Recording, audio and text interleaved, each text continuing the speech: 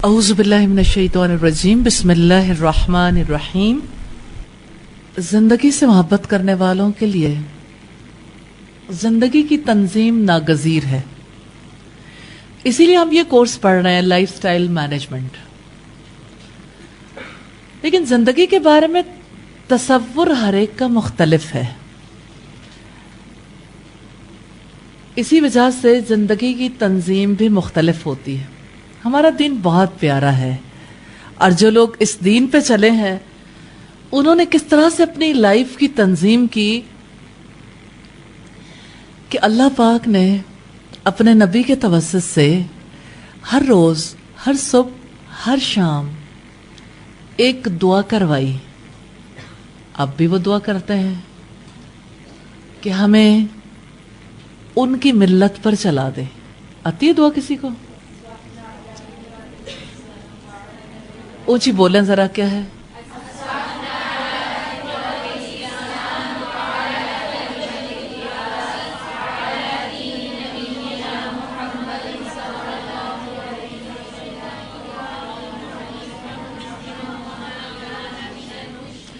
جہاں بات آنی تھی سمجھنے کی، وہ وہاں پہ آپ لوگوں کا اختلاف ہو گیا۔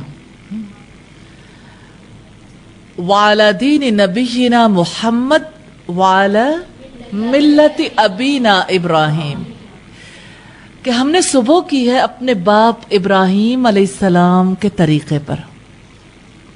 تو ابراہیم علیہ السلام نے اپنی زندگی کی تنظیم کیسے کی تھی، اور نبی صلی اللہ علیہ وسلم ان کے راستے پر کیسے چلے تھے، کتنی محبت تھی آپ کو حضرت ابراہیم علیہ السلام سے۔ آپ صلی اللہ علیہ وسلم نے کس طرح سے ابراہیم علیہ السلام پر اللہ کی رحمت اور برکت کے حوالے سے دعا مانگی تھی۔ اللہ رب العزت نے نبی صلی اللہ علیہ وسلم کے توسط سے جو درود سکھایا، درود ابراہیمی، اس میں کیا ہے؟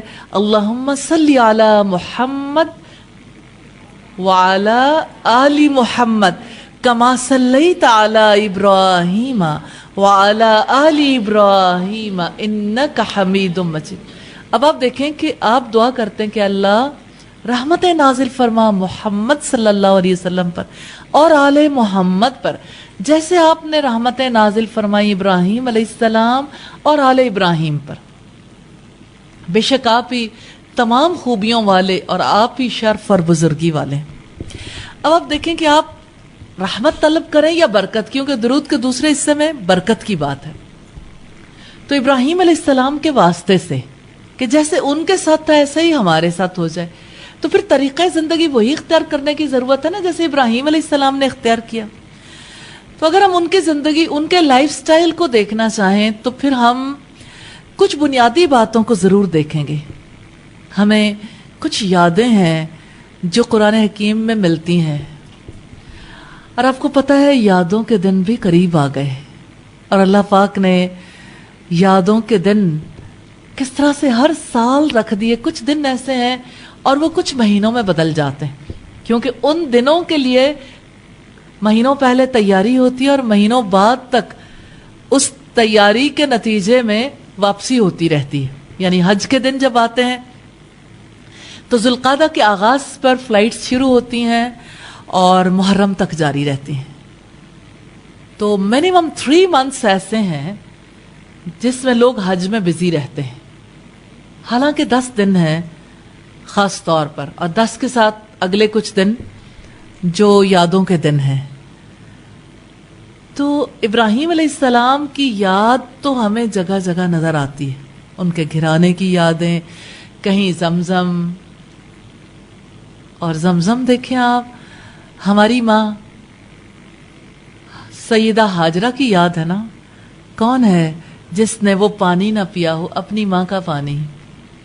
سیدہ ہاجرہ کے لیے اللہ رب العزت نے وہ پانی جاری کیا، اور دنیا کے گوشے گوشے کے لوگ آج ہزاروں سال گزرنے کے باوجود اس پانی سے مستفید ہوتے ہیں، اور وہ برکت والا پانی ہے الحمدللہ۔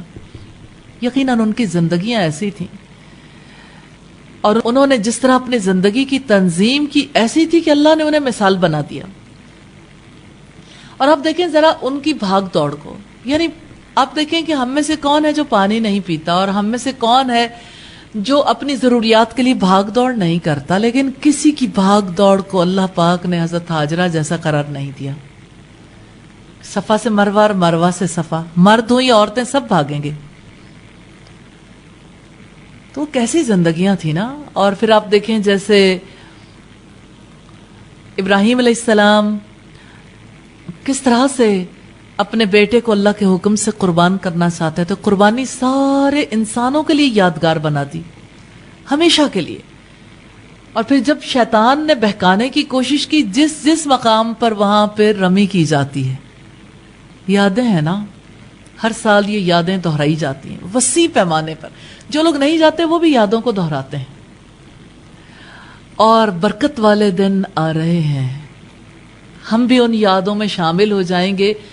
لیکن اس کے باوجود لوگوں کی زندگی بدل نہیں پاتی، یادوں کے باوجود، کیونکہ زندگی کو وہ زندگی کے طور پر نہیں لیتے، مقدس زندگی کے طور پر لیتے ہیں، جو زندگی انہی کی تھی اور باقی لوگوں نے اس زندگی کو اختیار ہی نہیں کرنا شاید۔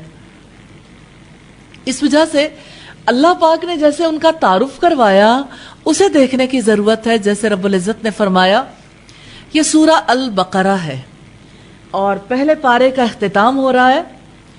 اذ قال له ربه اسلم قال اسلمت لرب العالمین، جب اس کے رب نے اس سے کہا، یاد کرو، اس جب آتا نا اس کا مطلب ہے یاد کرو جب ایسا ہوا تھا۔ اذ قال، جب کہا، ربہ، اس کے رب نے، اسلم، آپ اپنا آپ سونپ دو، سپرد کر دو، حوالے کر دو، فرما بردار ہو جاؤ۔ یہ مطالبہ تو ہم سے بھی ہے، اسلم۔ ہم بھی کہتے ہیں ہم اسلام لائے ہیں، لیکن جو ابراہیم علیہ السلام نے کہا وہ اس کی کیا بات ہے؟ قال اسلمت لرب العالمین، اس نے کہا میں رب العالمین کا فرما بردار ہو گیا، میں نے فرما بردار کر دیا، میں نے اپنا معاملہ اس کے حوالے کر دیا۔ یہ سپردگی، یہ حوالگی، یہ لائف سٹائل ہے ابراہیم علیہ السلام کا۔ اور اگر یہ دیکھنا چاہیں کہ ابراہیم علیہ السلام کیسے انسان تھے، انہوں نے اپنی زندگی کی تنظیم کیسے کی،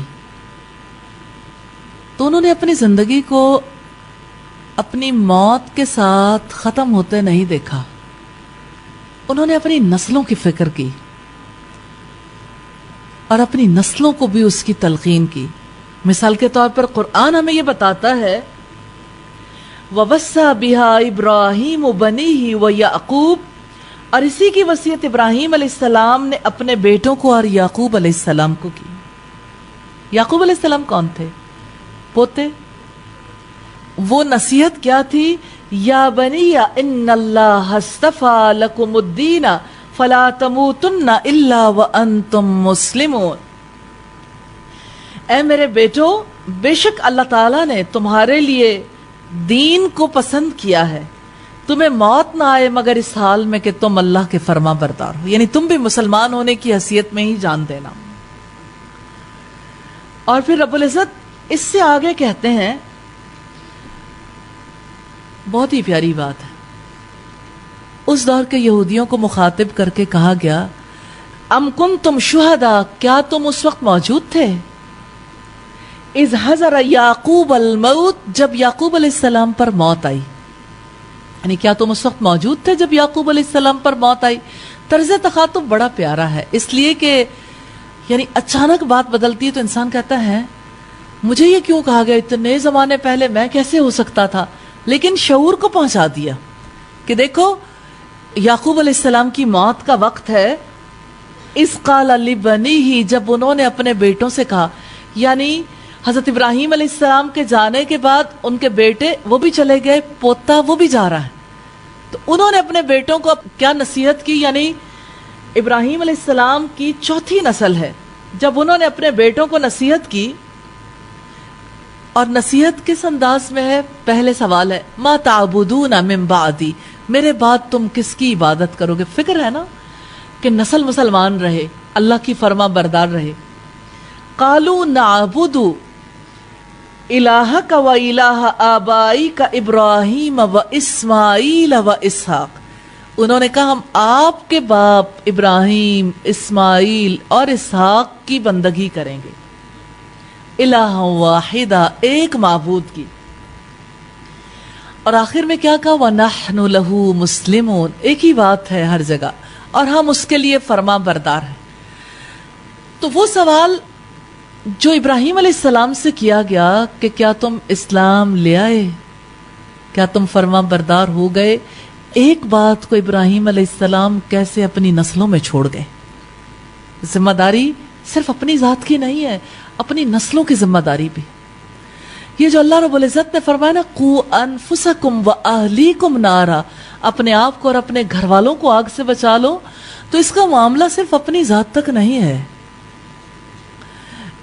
اور صرف اپنے گھرانے کے چند لوگوں تک نہیں، اپنے بچوں تک، یعنی آئندہ آنے والی سب نسلوں تک اس کا معاملہ ہے. الحمدللہ.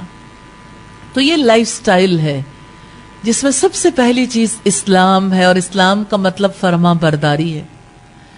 تو اللہ تعالیٰ کی فرما برداری، مکمل اطاعت کا دین ہے نا یہ، کہ کہیں کوئی انسان یہ کہے کہ میں یہ تو کر سکتا ہوں یہ نہیں کر سکتا، یہ اسلام نہیں ہے. یہ سرکشی ہے اللہ کے آگے، فرما برداری نہیں ہے. جس نے سر جھکایا اسے مکمل طور پر سر جھکانا ہے. کبھی آپ نے دیکھا کسی ایسے جانور کو جو ذبح ہوتا ہے؟ آپ نے وہ چھوٹا سا کلپ دیکھا ہوگا جہاں پر ایک شخص ایک بھیڑ کو ذبح کر رہا ہے یا بکری کو، تو وہ اس کو یعنی اس سے محبت کر کے اسے راضی کرنے کی کوشش کر رہا ہے، سمجھا رہا ہے اپنے جیسس سے، باڈی لینگویج سے کہ اللہ سب سے بڑا ہے، اللہ اکبر اللہ اکبر. اور کس طرح اس کا دل اطمینان میں آتا ہے تو وہ اپنے آپ کو بچھا دیتا ہے. یہ اسلام ہے، اپنے آپ کو اللہ تعالیٰ کے آگے بچھانا اسلام ہے. یہ فرما برداری ہے. اس لحاظ سے ہم دیکھتے ہیں کہ ہم نے بھی وہی فرما برداری اختیار کرنی ہے جو ابراہیم علیہ السلام کی تھی، جو اسماعیل علیہ السلام کی تھی، جو اسحاق علیہ السلام کی، جو یعقوب علیہ السلام کی، اور جو محمد رسول اللہ صلی اللہ علیہ وسلم کی تھی. یہ لائف سٹائل ایسا ہے جس کے بارے میں نبی صلی اللہ علیہ وسلم نے فرمایا ذاق طعم الایمان، اس نے ایمان کا مزہ چکھ لیا، یعنی وہ اسلام میں داخل ہوا، اس نے ایمان کا مزہ چکھ لیا. من رضی باللہ ربا، جو اللہ کے رب ہونے پہ راضی ہو گیا، وبالاسلام دینا، اور اسلام کے دین ہونے پہ راضی ہو گیا، وبمحمد نبی الرسول، اور محمد صلی اللہ علیہ وسلم کے نبی اور رسول ہونے پہ راضی ہو گیا. تو الحمدللہ اللہ تعالیٰ کی ذات کی رحمت ہے کہ اس نے ہمیں اپنے نبی کے توسط سے یہ بتا دیا کہ ایمان فرما برداری کا نام، اور ایمان اللہ کی رضا پر اور محمد صلی اللہ علیہ وسلم کی اتباع پر اور اس دین پر راضی ہو جانے کا نام ہے. اور اگر آپ دیکھیں تو قبر میں اترتے ہی سب سے پہلے جو سوال ہونے ہیں، تیرا رب کون ہے، تیرا رسول کون ہے، اور تیرا دین کیا ہے. تو یہ دین ہے جو ابراہیم علیہ السلام کا دین ہے، محمد صلی اللہ علیہ وسلم کا دین ہے. اور یہ طریقہ کار اسلام کا ہے، فرما برداری، سپردگی، حوالگی، جس میں اپنی ذات کا مالک خود کو نہیں سمجھا جاتا، اللہ تعالیٰ کو. جو مالک کا غلام بن گیا، جبکہ وہ ہے، جو مالک کا غلام بن گیا تو وہ مالک کی مرضی کے مطابق جینے کے قابل بھی ہو جاتا ہے. الحمدللہ اس کو پتا ہوتا ہے کہ مالک کی مرضی کے مطابق چلنا ہے. اسی وجہ سے آپ دیکھیں کہ مصحف کا جب آغاز ہوتا ہے تو ہمیں ہمارا دین سکھایا گیا، لائف سٹائل. سب سے پہلی چیز جو آپ مصحف پہ دیکھتے ہیں وہ کیا ہے؟ بسم اللہ. پتہ لگتا ہے نا اللہ کے نام سے، لیکن یقین کیا ہے؟ الرحمن، وہ اللہ جو وسیع رحمت والا ہے، الرحیم جو نہایت رحم والا ہے. اور دوسری بات کیا ہے؟ الحمدللہ. یہ ہمارا دین ہے، ہمارا لائف سٹائل ہے. الحمدللہ سب تعریف اللہ کے لیے ہے جو سارے جہانوں کا رب ہے، جو وسیع رحمت والا، نہایت رحمت والا ہے، نہایت رحم والا ہے، جو جزا کے دن کا مالک ہے۔ یہ دین ہے نا، بیلیف ہے اس دین میں۔ اب دیکھیں، ہر انسان کسی بیلیف سے چلتا ہے، چاہے وہ بیلیف درست ہو یا غلط ہو۔ ایسا نہیں ہو سکتا کہ کسی مائنڈ سیٹ کے بغیر کوئی اپنی زندگی بسر کر لے۔ وہ جانور ہو سکتے ہیں، انسان ایسے نہیں زندگی بسر کر سکتے۔ بھلے سے انسان کو اس کا شعور نہ ہو، اس کی بے شعوری میں، اس کی جہالت میں بھی بہت کچھ ہوتا ہے۔ تو اس لحاظ سے ہم دیکھتے ہیں کہ اس لائف سٹائل میں ہر کام کا آغاز اللہ کے نام سے، اختتام اللہ کا شکر ادا کرتے ہوئے، تعریف اللہ کے لیے ہے۔ اور پھر آپ دیکھیں کہ اس میں جو چیز سکھائی گئی وہ اخلاص ہے۔ جانتے ہیں کتنا؟ ایاک نعبد، صرف آپ کی ہم عبادت کرتے ہیں، صرف آپ کی، کوئی اور ایسا نہیں ہے جس کی ہم عبادت کریں۔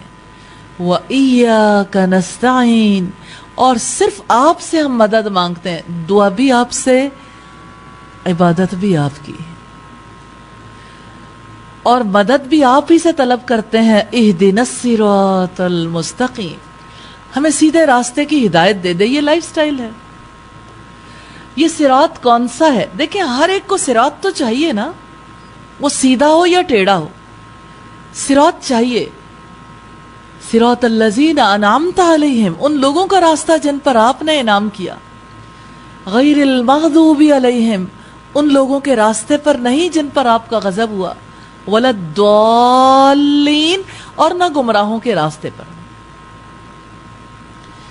تو یہ اخلاص ہے، اخلاص از دا وے۔ سورہ البینہ میں رب العزت فرماتے ہیں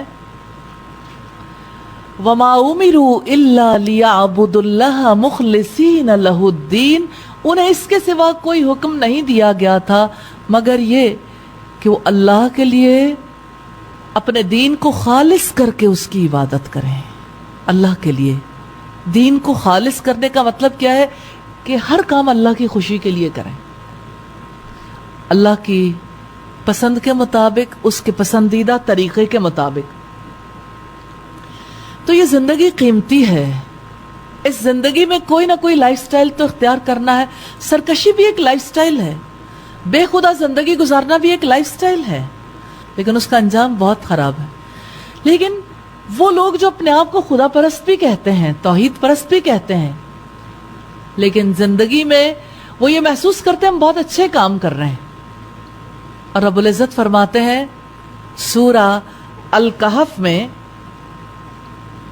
ہمیں یہ بتاتے ہیں کہ وہ لوگ خسارے میں ہیں جو لوگ یہ سمجھتے ہیں کہ ہم بہت اچھے کام کر رہے ہیں لیکن ان کے کام اللہ تعالیٰ نے قبول نہیں کیے۔ رب العزت نے فرمایا قُلْ هَلْ نُنَبِّئُكُمْ بِالْأَخْسَرِينَ أَعْمَالًا، کہہ دو کیا ہم تمہیں بتائیں اپنے اعمال میں سب سے زیادہ نامراد لوگ کون ہیں؟ الَّذِينَ ضَلَّ سَعْيُهُمْ فِي الْحَيَاةِ الدُّنْيَا، جن کی کوششیں دنیا کی زندگی میں گم ہو گئی۔ وَيَحْسَبُونَ أَنَّهُمْ يُحْسِنُونَ صُنْعًا، اور وہ یہ گمان کرتے سب اچھا کر رہے ہیں۔ لوگ کہتے ہیں ہم نمازیں پڑھ رہے ہیں، ہم صدقہ و خیرات بھی کر رہے ہیں، زکوٰۃ دیتے ہیں، روزے رکھتے ہیں، حج کرنے جاتے ہیں، ہم دعا بھی کرتے ہیں، تلاوت بھی کرتے ہیں، اور کیا کریں؟ پھر جب آپ انہیں عملی زندگی میں دیکھتے ہو تو وہ سود بھی کھاتے ہیں، کچھ لوگ سود نہیں بھی کھاتے، پھر عملی زندگی میں دیکھیں تو حجاب نہیں کرتے،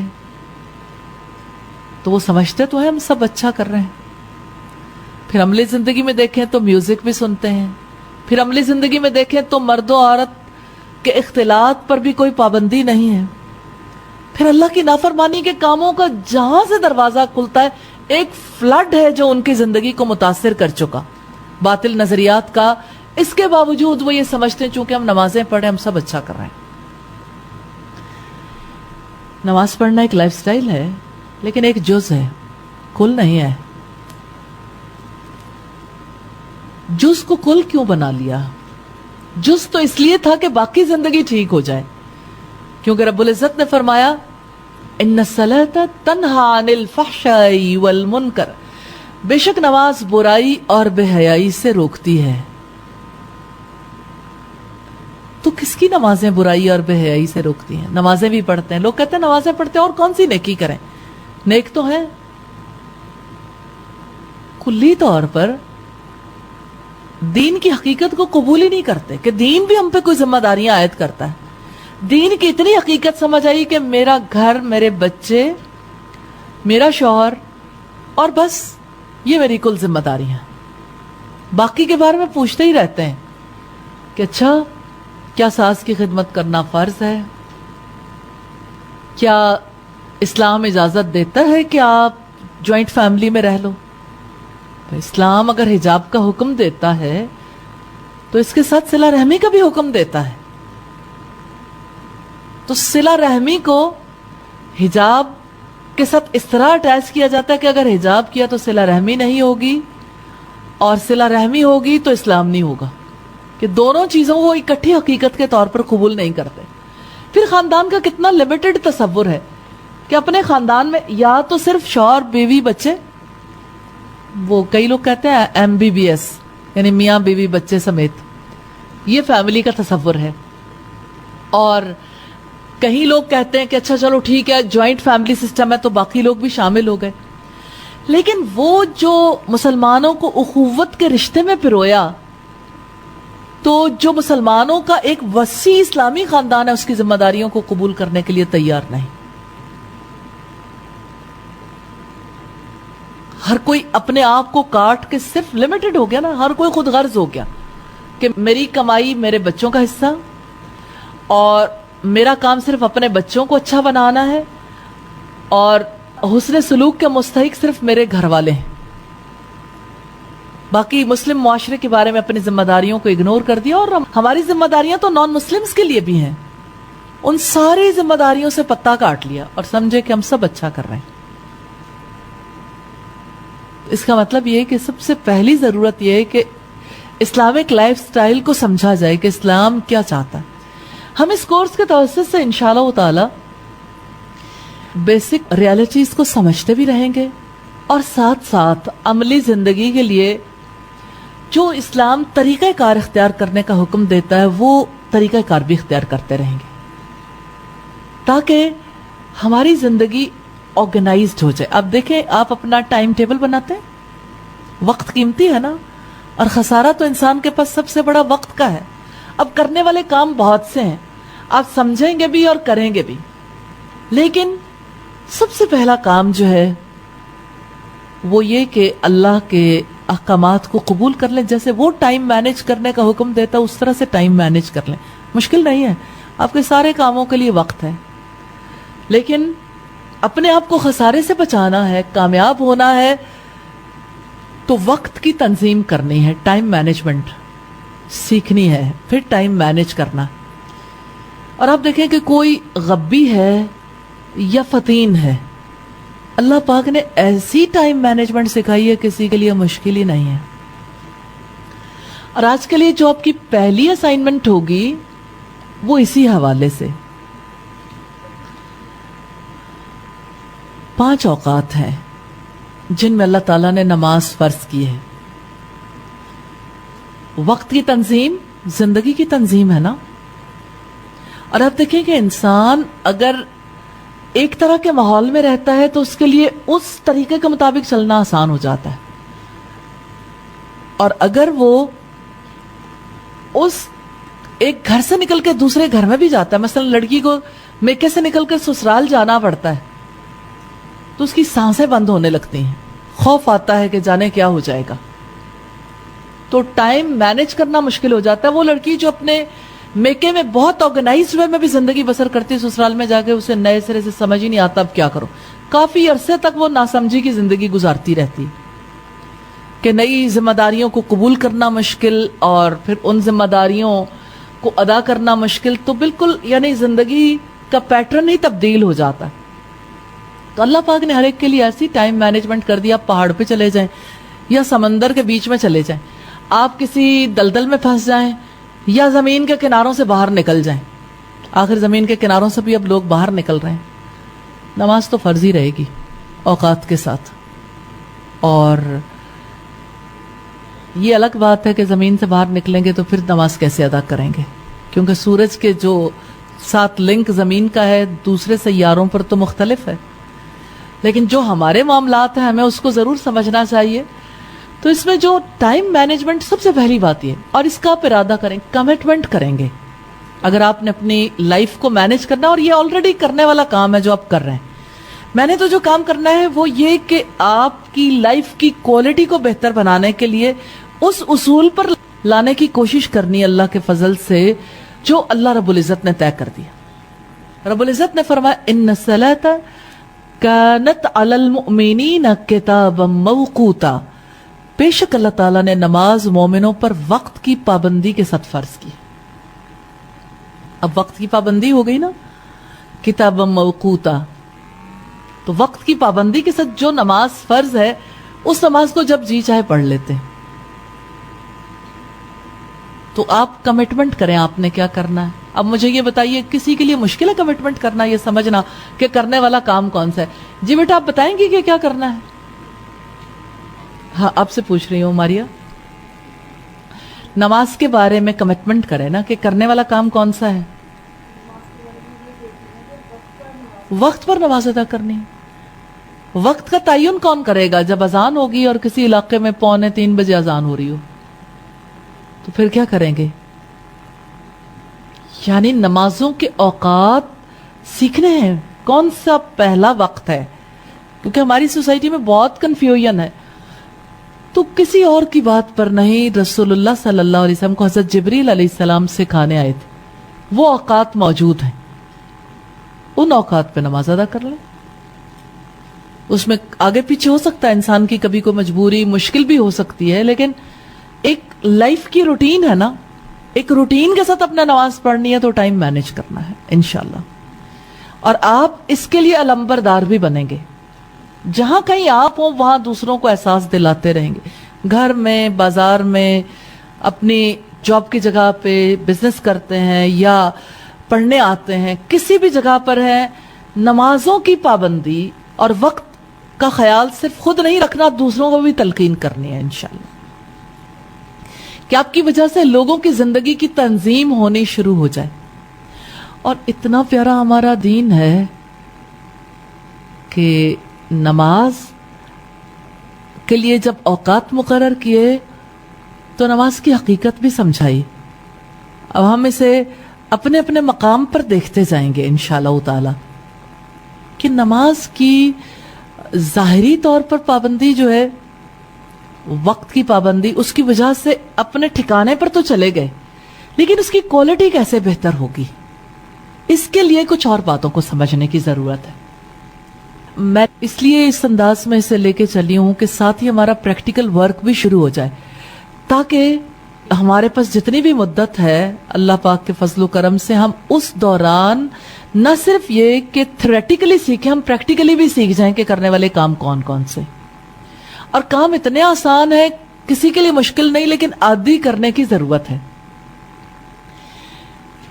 دیکھیں یہ ایسا لائف سٹائل ہے، نماز کی ذمہ داری کے حوالے سے ہم غور و فکر کریں گے پہلے، لیکن نماز کے ارد گرد بھی بہت کچھ ہے. جیسے نماز سے پہلے کیا ہے، نماز کے لیے آپ کو کیسے پتا چلتا ہے؟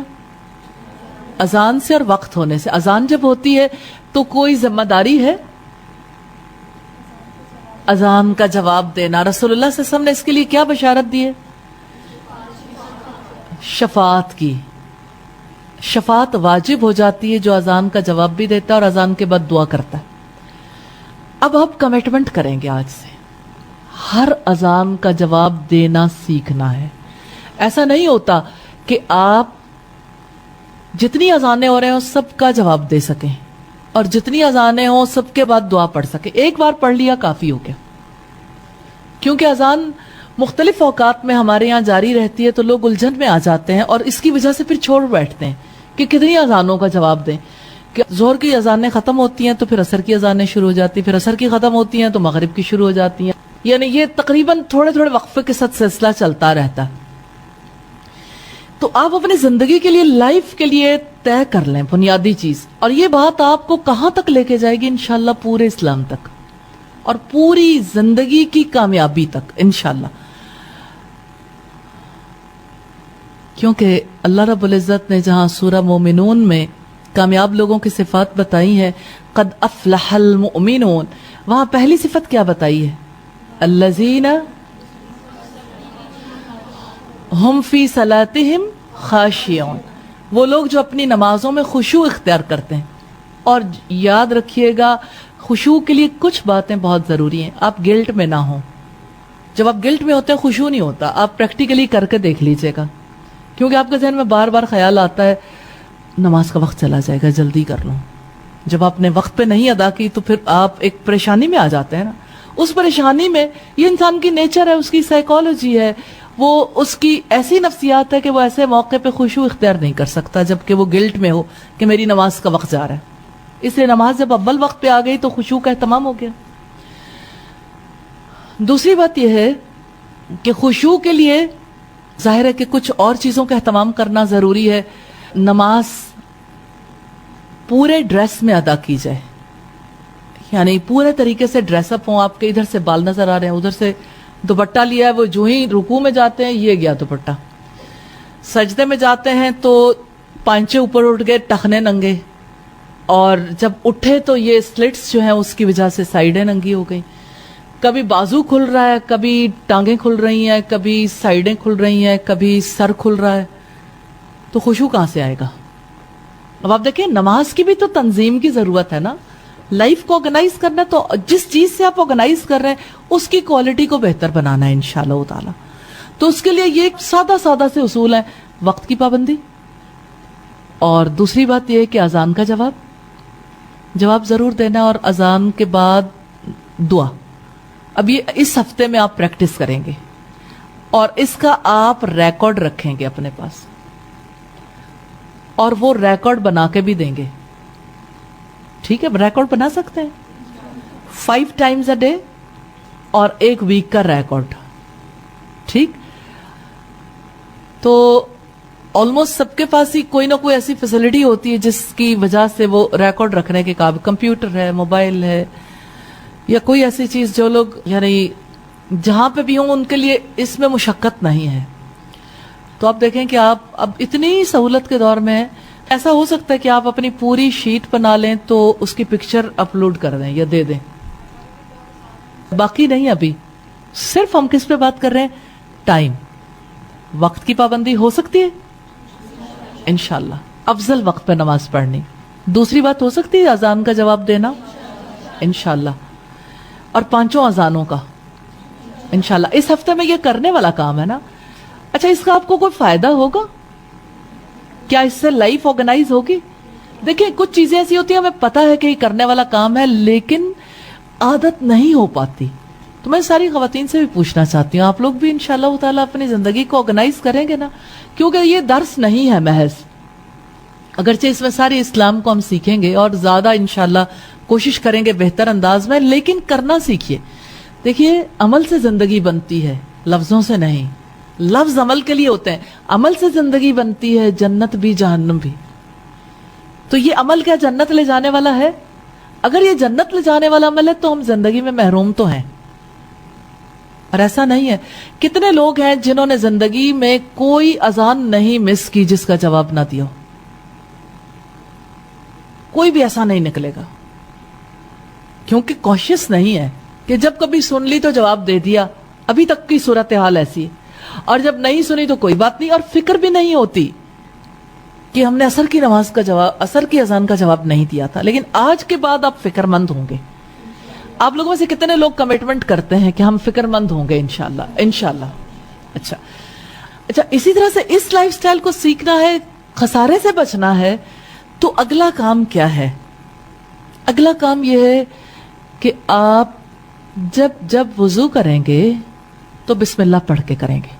ابھی اس دفعہ کی اسائنمنٹ اتنی ہے، بسم اللہ پڑھ کے کریں گے اور وضو کو اچھے طریقے سے کرنے کی کوشش کریں گے. ہم اس کے اوپر بھی کام کر لیں گے، لیکن میں نے جو کام دینا ہے وہ یہ کہ وضو سے پہلے اور وضو کے بعد.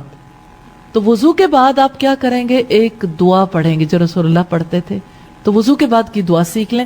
اگر آپ لوگوں کو نہیں آتی تو میں پروگرام کوارڈینیٹر سے یہ کہنا چاہتی ہوں کہ سب لوگوں کے موبائل نمبرز لے لیں، ہم آپ کو دعا بھیج دیتے ہیں. ہر دفعہ بے شک آپ کو پہلے نہیں آتی، آپ موبائل سے دیکھ کے پڑھ لیں، آپ کو اسٹیکر لگا لیں، آپ کسی بھی طریقے سے لکھ کے لگا لیں اگر اور کچھ نہیں ہوتا، لیکن وضو کے بعد کی دعائیں ضرور پڑھیں گے انشاءاللہ.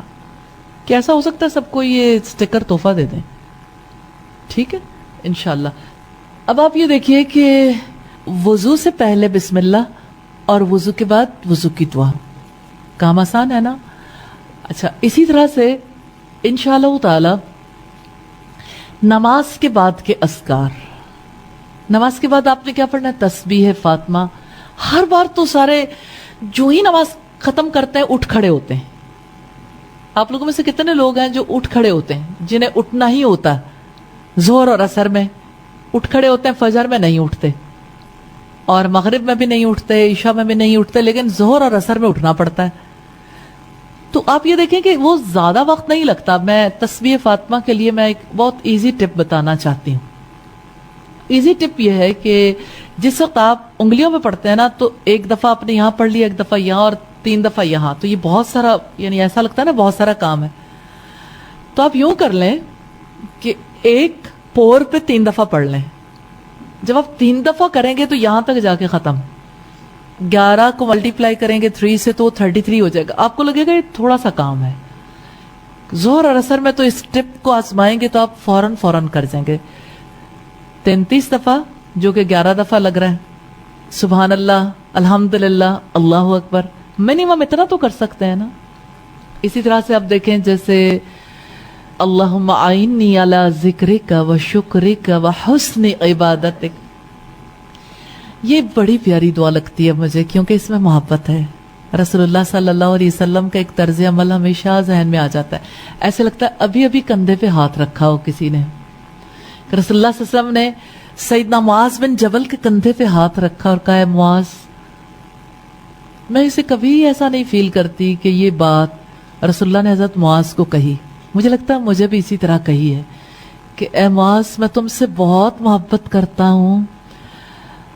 ہر فرض نماز کے بعد یہ دعا پڑھنی نہ بھولنا، اللہم اعنی علی ذکرک و شکرک و حسن عبادتک. اور کتنی ضرورت ہے ہمیں، اللہ میں تیری مدد چاہتا ہوں تیرا ذکر کرنے پر. آپ دیکھیں، آپ لوگ کہتے ہیں نا ذکر کرتے ہیں پھر بھول جاتے ہیں، تو اللہ تعالیٰ مدد کریں گے پھر آپ نہیں بھولو گے نا انشاءاللہ. و شکرک، آپ کہتے ہیں الحمدللہ کہتے رہتے ہیں پھر بھول جاتے ہیں. تو نماز سے ہم سیکھیں گے نا زندگی انشاءاللہ، اسی سے زندگی کی تنظیم ہوگی انشاءاللہ. وحسن عبادتک، اور آپ کی اچھی عبادت. ایک اور چیز جو میں چاہتی ہوں کہ آپ ضرور پڑھیں، اخلاص، فلق، ناس، یہ آپ کو آتی ہیں. اچھا، انیشلی میں آپ سے صرف انہی کے بارے میں چاہتی ہوں. ویسے تو آپ اگر اذکار سارے کر لیں تو بہت اچھا ہے، لیکن اگر وہ آپ کو بہت جلدی ہے تو منیمم اتنا ضرور کر کے اٹھیں. اور نبی صلی اللہ علیہ وسلم ایک دعا اور بہت کرتے تھے. وہ کون سی؟ چھوٹی سی دعا ہے. سب سے چھوٹی دعا کون سی ہے؟ جو رسول اللہ صلی اللہ علیہ وسلم کی سنت ہے، رب قنی عذابک یوم تبعث عبادک، کہ اے میرے رب مجھے اپنے عذاب سے بچا لینا جس دن آپ لوگوں کو زندہ کر کے اٹھائیں گے. یہ دعا پڑھنی کتنی ضروری ہے نا. تو آپ اس دفعہ ایسا کریں، جو نماز کے بعد کے اذکار ہیں اس کو اپنے زندگی میں شامل کر لیں. اس ہفتے میں آپ یہ کوشش ضرور کریں گے انشاءاللہ. اب آپ دیکھیں کہ اس کا ہم اگر محاسبہ نہیں کریں گے، ہم نے تو آپ کو ہوم اسائنمنٹ یہی دینی ہے اپنی لائف آرگنائز کرنے کے لیے. یہ سارا نماز ہی سے متعلق. اصلاً آپ نماز کو آرگنائز کر رہے ہیں. 5 اوقات کی نماز ہے، نماز سے پہلے اذان ہے، نماز کے لیے وضو ہے، اور نماز کے بعد کا ذکر. That's it. ابھی ہم نے نماز کی کوالٹی کو بہتر بنانے کی بات نہیں کی. صرف یہ کام اس دفعہ کر لیں گے تو انشاءاللہ تعالی اگلی دفعہ ہم اور کام کریں گے انشاءاللہ. ہم ابھی نماز کے بعد کے جو اذکار ہیں اس کو بھی اچھے طریقے سے سیکھنے کی کوشش کریں گے. تو ہر روز جب آپ یاد کریں گے نا، دیکھیں اس کو اس طرح سے یاد نہیں کروانا پوری دعا اکٹھی یا پورا ذکر، اس کے ٹکڑوں میں اور ٹکڑے ساتھ جوڑ کے، تاکہ سب لوگوں کے ذہن اسے قبول کر لیں، پھر سب لوگ اسے یاد کرتے ہیں. آپ لوگوں میں سے پیچھے جو لوگ بیٹھے ہیں ان میں سے پوچھنا چاہتی ہوں کہ کتنے لوگ ہیں جو نماز کے بعد کے اذکار سیکھنا چاہتے ہیں؟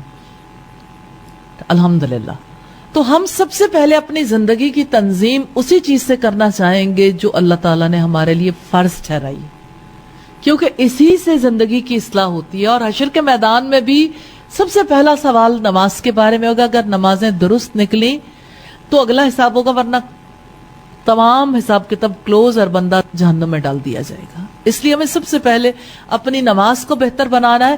تو ہم وہ سارے ہتھیار تو تیار کر لیں جس سے نماز بہتر ہو سکتی، آغاز بھی اختتام بھی انشاءاللہ. ٹھیک، تو یہ ہمارا لائف سٹائل ہے جس میں سب سے پہلی چیز نماز ہے. الحمدللہ. میں یہاں پہ ایک اور بات کی وضاحت ضرور کرنا چاہوں گی. زندگی کو سمجھنا بڑا ضروری ہے. ہماری زندگی ہمارے بدن پر مشتمل نہیں ہے، ہماری عقل بھی ہے اور ہماری روح بھی ہے. تو اللہ تعالیٰ نے ہر چیز سے زندگی کا بیلنس قائم کیا ہے.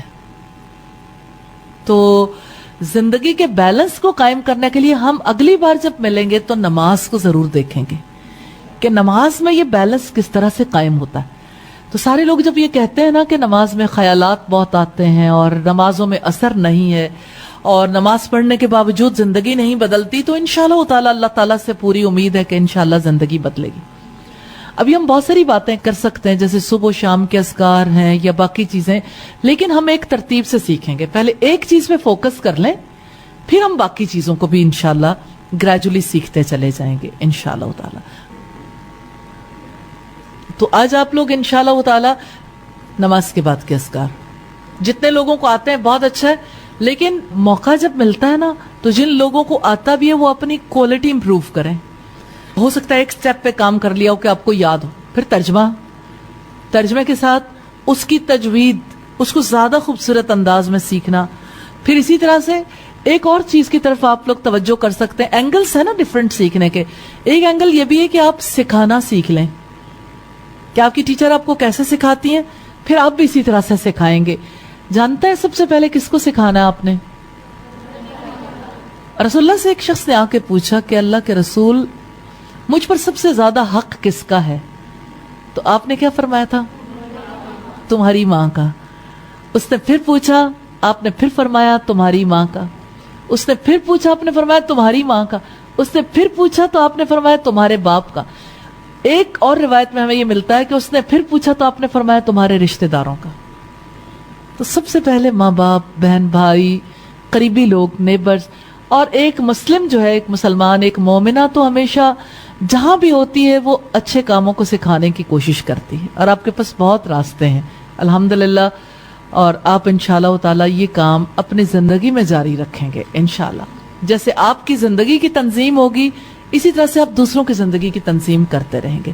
اللہ تعالیٰ آپ پر اپنی رحمتیں، برکتیں نازل کرے، اور اللہ تعالیٰ ہماری زندگیوں میں ایسی برکت دے جس کی وجہ سے ہم کامیاب ہو جائیں، کامیابی کے لیے کوششیں کرنے والے ہو جائیں. السلام علیکم ورحمۃ اللہ وبرکاتہ.